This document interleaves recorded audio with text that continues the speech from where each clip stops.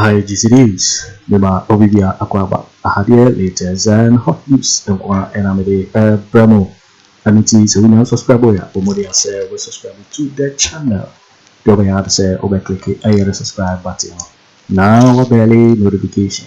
We are new video be uploaded when the first person I was subbing a video. I feel we are now like you give us a thumbs up, nothing. Share my offer first, so now when you be here, now we'll end somewhere episode. Ghana, I feel you go and someone Abeto Yaponso. I am Abronye DC, on original chairman NPP. What they and simply a figure among say between the Uyuni and the Basabasa about a year or my women. Now, a year, no offer a year, Yawatin Jan, on a former NDC national organizer, what they and simply a figure what chair Abronye, what chair Nasibitia in front of Abronye DC. Na baby abonye free year what the na to be done simply afano na say na you tie here and sema abonye koka wo ye would to me TV station a amanfo so say betimi de oye ne basabasa aba aye Ghana memo nti ne nkomo na bia na fe ya pa ne wo fa sema ne wo fa e dia betu bia wo bono koko na wo de ensem bia to the nti abonye sema wo koka e nti ro me say 2024 elections no anya omunkwa na agimi o he say NPP we ni aba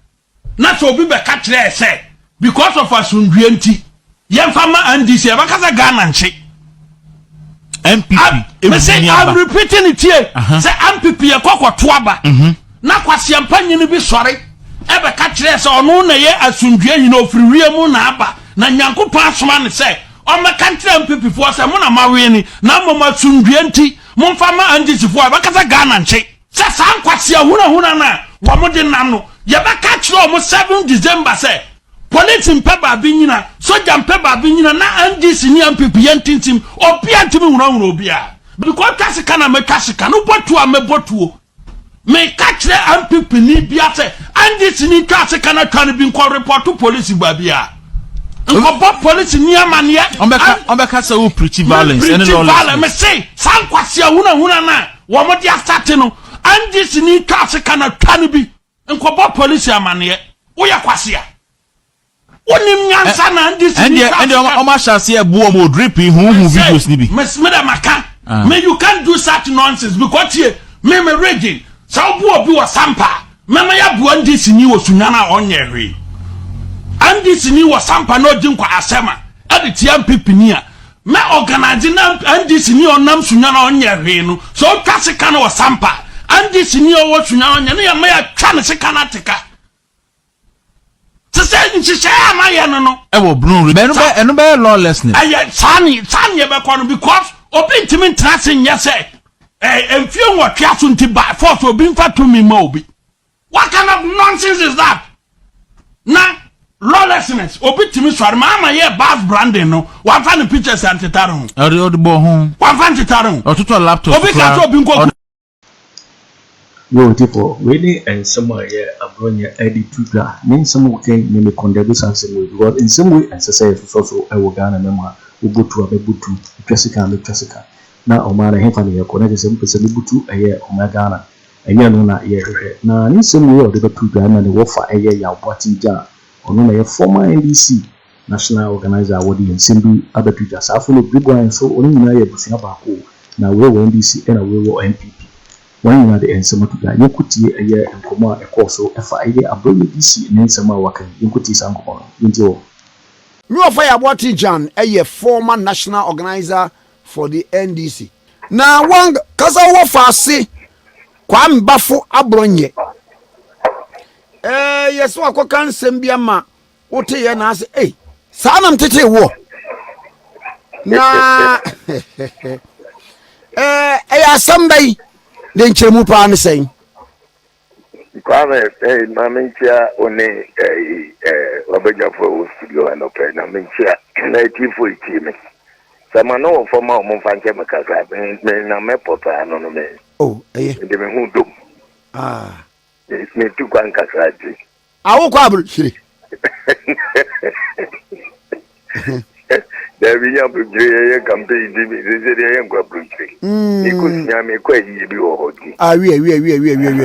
na ansa na mba starting komono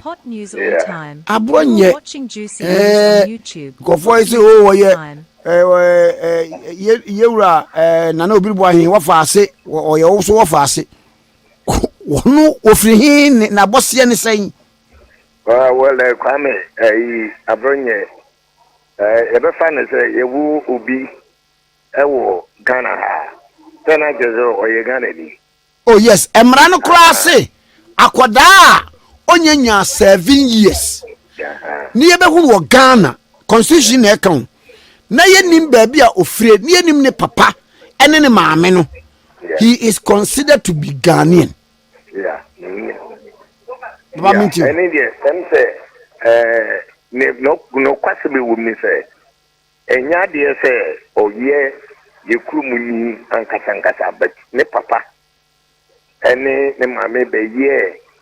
obi ana omo eja family breast abajo me bo ankasa oye lobini na obabe fomo babe se ne na bi e fen kufisu na kufisu no enso ye obi bo ahin ne maame patije se obi bo ahin so nana no na men so akoye se me nana because he na ye busia nti kufisu no ekura na de Abronye na hono na Abronye papa no eba betra ya se ye de kiti no eniti enumuno na obibo ahe fa no acheso adopt no a odnen kakra achese odi na mini e ha mene se efie na ne papa de ne be hie mu a ya me ba jo ayi papa ayi ye de nim so ye bunini because de wo kan se ye eye sorry me gidi se Ghana fo bi anim wonya bunini and na make calmness say obi ba betra baby and obi ye wo obi wo baby a na wa ba be yehuni but o penase pa chena se pa a be kase dinti ama me kasa no wa ba be abu na papa do wa be to obusuam bi a se brother sa se me ti se ni yenka no wo say na sa no before no nditi ye ni yesonko ba jo mbo me se me wo me fa na se me wo fa se no be yes ade no na no kwase me wum ni se ne papa ne de ba be ye ejuma wo meme na ekura ne ye friend Abronye no free dumase wo ko ekura bi ye friend bufokro mu ni se ho no mudiga wo ho nti no eye kayi akura amanfo nimpa wo free bufokro na wo to aso akọ adamu na akọ badu na je se wo ko nsoko no ne ne kekaka ho na me nana actually na kura nda kura na ye kura kasi a ye school nyina wo kwa nkura ko school na hono na jeze ne papa bi di pa ya o try nti ono no o nyini no no say oye Abronye DC watching juicy news on YouTube kura no no na bi ye DC wo Abronye DC ni de on YouTube Abronye DC na no kwase me wu mi say edimbajo de tie pa ni se Abronye DC no eye kura ni di no wafa to ne ho so exactly to say guy name na kufisu Owusu ekura no ene wafa to no papa ayi wofa sa no before no wo mfiri hi oh minim ni say wo free Upper West I saw a former IGP the secretary or ye NPP here honorable Peter Lanchen Tobo go the area hono wa west hono omo ye Ghana for omo nyina no sa Upper West area hono na minim say do before no e wona say bi ex and the Cote d'Ivoire there because them say omo Cote d'Ivoire for this year minim say bi ex and the Cote d'Ivoire ni the minim okay when you minim ni say sa do before no mo sa area wanti actually pass by sebi obetena ho ana ne papa no ebeye dododo no e na akoye se oyabunu ni but se wo tie baabi ofiri pa de a eye saa Upper West ho exactly e ho no ofiri kwame meni ai kame ani nanum kasa oka because anyima bi am na me ba jo oba ye no edi enti ne wo mo ankro ana omo beka ho kroni dia kwame se ndi no kwase me wo mi se me say me papa no yekuani pa za no kabet nipa ofomu bebre sukra no mo lobifo wum ebinum se no mo ye be dagatefo nipa na ne wum no mo dos enti binum pa omo ko omo ka mo timi ye adwuma ene sisi ye me obi aya o hemafu eso ema mi sisi ya me no kasa yi we ko wa am friend tola beni dimpa ya ye de friend ni Isaka so ye lubini o de ba to mi sisi ya je ne ba wa wono no de na to me a ne ba no so de wo ne ya woda nti ye friend ya botinja wie enti se wu se akra we yi na ono no ye nti ne mema hu ni se akra ni nyini mu nyina no se nyame adom ne ya tiase na ye wo nkwamu a kwa me ne be ne se ye nyina ye boa me tete no se ne be ya o na chi bi no onkonko se midin na obetia ye se ya botinja na yo ofri ha na fi ono ne tiwa okika sante meti sei no mebo modin a se me nso titia me de ma me ma no anantitia me papa de tete me a ama me du sambre ya me so me tete me ma no me de tete akra na sa na ge se wa mo asefo no e ba ho be ye debra ani de akwa me bebre woko ye area ho na bebre woko do mama mu ona bebre se nipa ne bi ne ye ka so se we nye yi bi adomani no ofria o se ebe junsem but no say yen kire nipa na se fi se yin na e da na po Juicy News on YouTube. Hot news all time. You are watching Juicy News on YouTube. Hot news all time. Se me bunumanu mu ma ye ne se obi a tie obi se kan wo nkran kwanta me su mi hu NDC ni bi o chi ya me ka se yin twa ne se kan but wo su ni mpefe se wo fa ya boti ya me di akotro wo NDC mu na je se me no we are sure nipa bi se kan wo nkran kwanta na hu me ka se wo fa de ko mu ko twa ne se kan ya na en kasasa enna sa sama wo kai wo kan wai en kasasa wo ba sa sama wo kai wo kan wai kwame wakama on social media down number bia okay and number bia o say ne police mra na ye o say oye ye NDC na mi ni NDC ni bi okoka say omuhu NPP ni omuntwa de se kan minim o say obi aye betwa o se kan bia no usu hu no amenko ye case wo police station kan se kan bi amma ni pa ka say we ya sa wo preach violence o say an na ye be ye no me clear ami ama ma send numa send we ni nya de fe obi ti baby otiwo ni ba no ye ni interview no ya record no otiwo no work kwamba fo usa sabe so dia fa busa na ba betomu no ipa na wo mu ni na ye di ehuni obibu ahia wo adopt no will never say anywhere say obi kocho obi seka obi kokotwa ni bia no hu obi onkotwa ni etu ya sana na busia na nkasa na obetomu no udi guye nwani mase enyefe me kom me hunu de menene fili a na kina transi na matwi na maka a kire no wahu na edu ba dia niam bi meti se waka na wabonti dia se ye ka because ebinim nim say ye ka bronya ebinim nim se me na ekuru no e dia bronye mabusiafo no binim ti ho ania o si anan kura na kakari na nsenya o ka baabi wo kakari din a jeso di NDC soso kakari NDC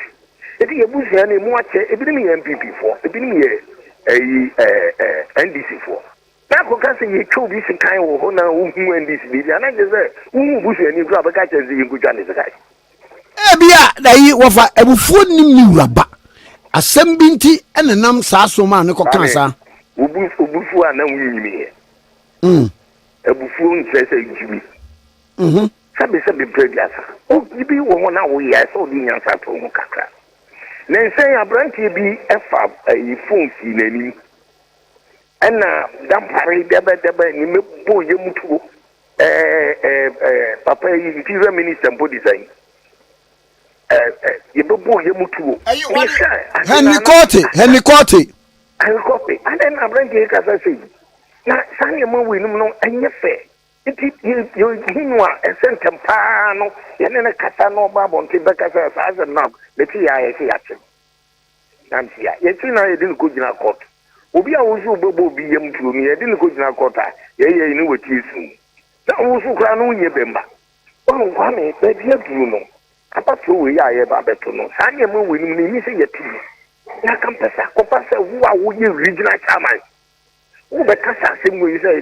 ye chobi su kan ni ya it is a nye wakasa nye masisa to wo no wakasa to wo no You are watching Juicy News on YouTube. Hot news all the time. You are watching Juicy News on YouTube.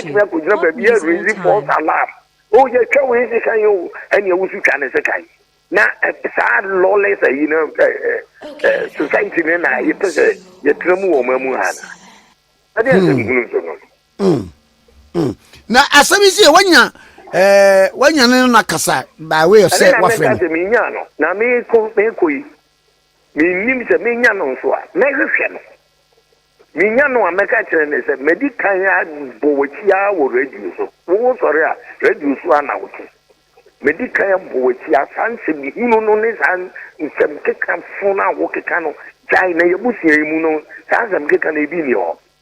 e penfo abada ke yebusia no ma ye politics ni yentesa situation me obi wan me nam no what is say you mu bi akojira bontia na kwa me ma fa ya ready so na ye didi nkrofo atem de bia na abronyo ungwa na ye bema na bema ben kwa na we wo kwa ba fu ye ka me ma pa abusia na oba beto mu na me ma ewu mu a wo ye beka wa ka ye ka me ma ye beka wa ka ebe bentina ni ma bi wo wa ye mmomodiana na ye hu se ne ye ne na ye ntwi ye hu fi ho we are making when you grow for about support no new but me kasa no pay isi se ndi before bi no jawo fa se hu fi ho ko sa me fa me se hu fi ho ko a munnim ba bia ye tete no a wa ba be ye mo chama no ti so di se hu edi gu ye ni ma fi a ye mu bi ni ye beka I see Baba na what ye any next say misumi nya na meka chen say one frɛ na ne wo frɛ no na me minister o tipro bekasa ba ko ka papa yo etu ba bi na me hu na meka chen na wanu kasa no wa ya hyi o so fa jayo mu bi kai beka na over say eya mo beto abayi a sa be political hiti sa eno na ya na say akomu na esiesi nipa so nti we won fa say no bia akombe ya politics ya akombe ya ba ya ka be na be drosun se motwi o se drosun so na ya to abayi kwame abatu nyina no akoye se tefre ahiase no taya you see yen to ababi am ka se drop ra wo mu a eno na ya sanko run of ana mebo ai run of no na me papa ti ase no kan o say na jeze mo ko bo mu penalty no mo ko bo mu penalty na mo bo wi ni obehwe na jeze ya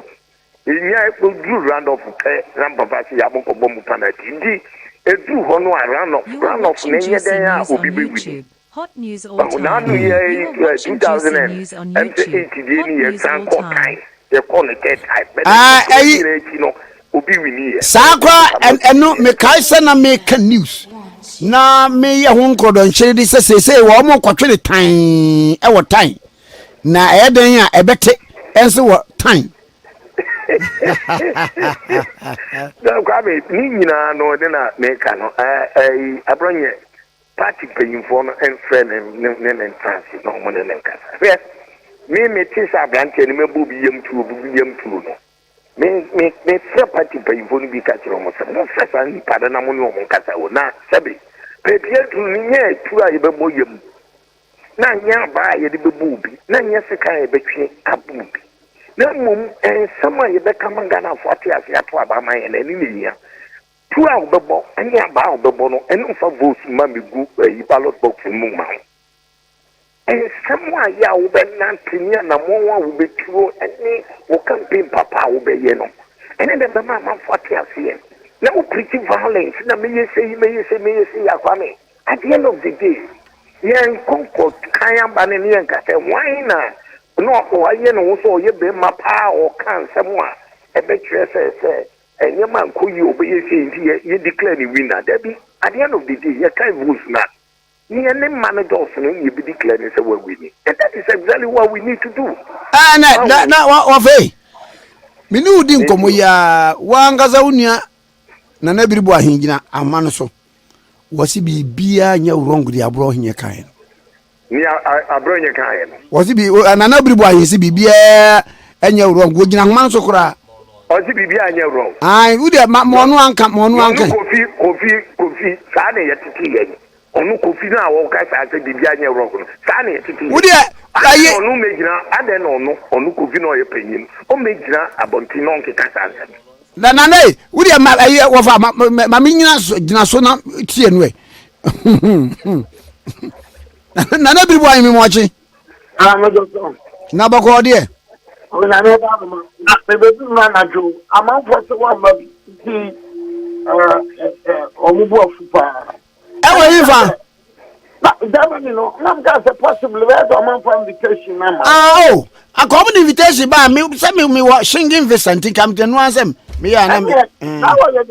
am si am de central for the bi. Am assign e de ma ni pa ba ko. Hey, sa next time wo ya. Wo mo fa manipa no anto nkra manipa no because wo di mu obi a aha, o time bebrebe. Wo ma anko. Wo mo de manipa no wo Germany ho. Wo di ba ma na dofo na di aba. No, wo mo to show anyway, what dey. But now wo mo me ntiri. I think you make a program no mo bi so na tikasi ama. Na be na wo na me sure that's invitation man. Exactly. Oh, come ba nye visa sampuya me wo visa. Na over. What for no so friend coffee. On don't go everyone coffee. No. We. Na Abronye akwa kan asem ye weye na wugina wo se da bi. De o kan ye no. Eye. You are watching Juicy News on YouTube. Hot news all time. Yeah,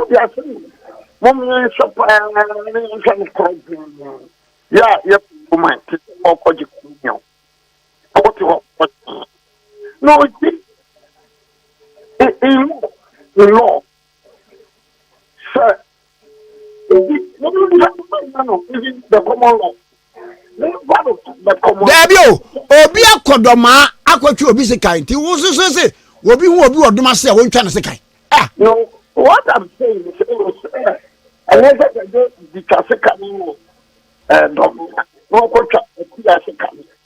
maybe he's fighting too much. But the point is, it should have been said, sir, Obi try to Kenya. Now, so the Kenya would train Paku. And about one can, sir. And I want to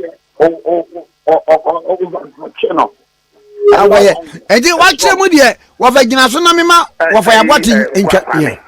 One say I said the Kofi actually Sammy near can said me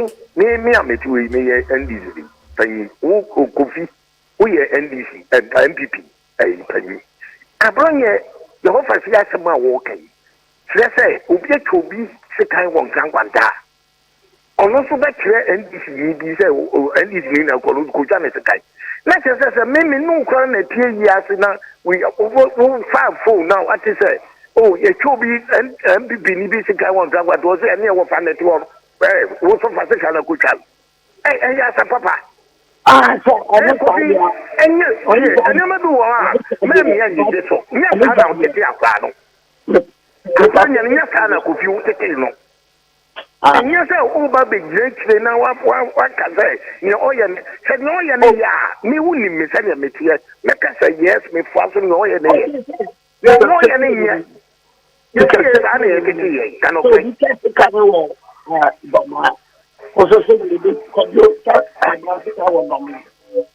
we are over, Mammy, meet you. Family, however, in the next thing I catch a Kofi Annan say Abronye no wo hia kasa kire no kwase me wo ni say etu ba bia ni someone wo ka no influence within our political sector na nya sa kiti ya ne kiti ne etu ba bia na nkofo kan ya na yemu bi no ya ifi say feel obviously money fear sabi yes be fear. Bisa Kofi nansia me friend no ni dinko mobi anya de amede bepiga. Yep, ya idi ya nkomo wo party semu because meaning say ono ye akoye panyin wo party mu na mso ye panyin wo ha. But I don't say nya tamfo. Nya yo bibli ba ye na bontin bia be me ya te sania ye di aye me ankasa. Me so say ye di bibisu ye me aye ne ya te sania ye di aye ono so ankasa. Enti sa kwa ne ya de bia no kan se bi na nya. Ensi po ni mu ne yanka chense ne wuye. Sabe pe bia fa. Emfa basa abutoye mu emma edi basa mu ne beba ndi wo twafo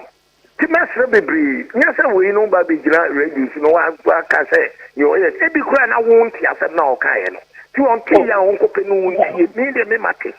ma o ti na me boti ye no kwa me enye kura mi hunu nso a me me ka kire me bo se wa na wo kan we na wa wie kura no ye yi no bi ye ya o ya kura o mani mesi ni kuto aka chere se santi no menka bi Elie wafa mama me no wase